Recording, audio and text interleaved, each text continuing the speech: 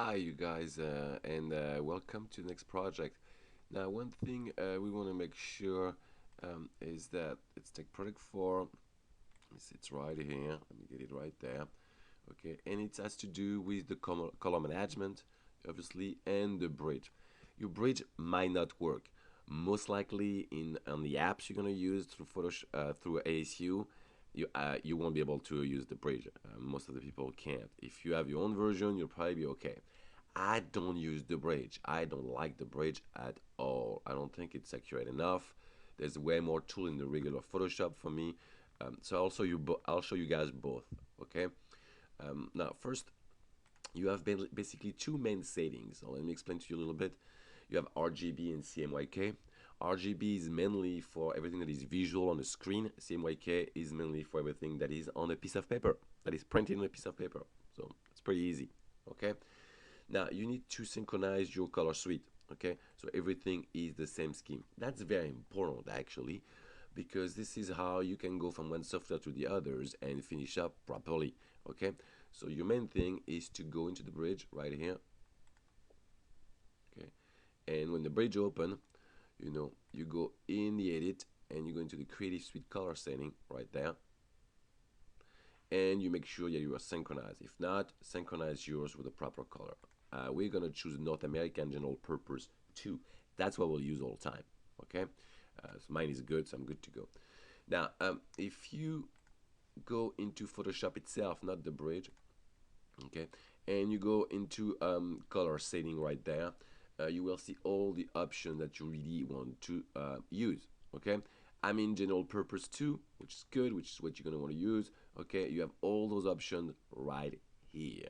Okay, let's look right there. Okay, let's keep going. So that's right here. Oh, you want to be in a pre-press 2. Sorry, I do visual. This is obviously a printing thing that exercise for. So you want to change it slightly for the pre-press 2 right here.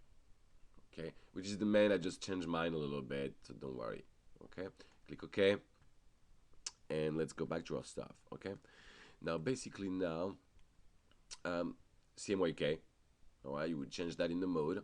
Okay, very easy. Okay, if you have a picture, let me open one up really quickly.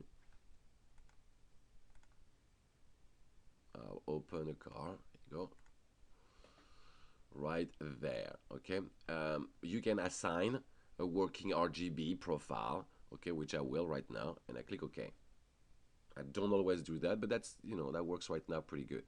Now, if you go in the image right here, you can go in the mode and you will see what mode you are actually working on. Okay, if you are in CMYK, you want to be careful. A lot of mode do not give you all the options that you can have. In RGB, if you go to the filters, you get all the filters. All right. If you change your image mode to CMYK, all right, it's gonna convert to. Now, if you go to the filter, you'll see a lot of some of them don't exist anymore. You can't use them. All right.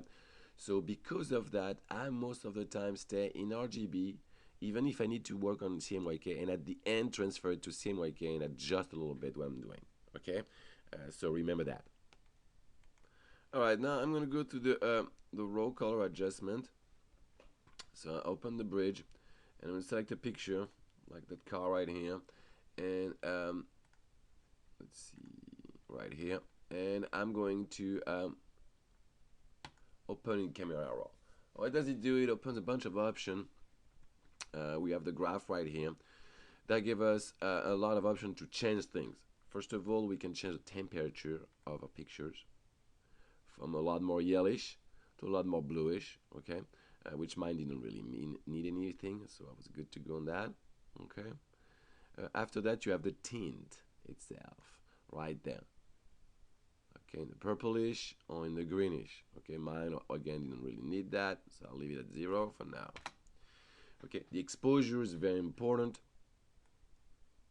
Down, less exposure, like one spot down for photographers and one spot up. Okay, the filling light, as you can see, is gonna add more light to your old pictures, filling in a little bit. It's not like the exposure. It just brings a little bit more light, like if it was light behind it. Okay, now you can change the black to make it a lot blacker. That's very important. Okay,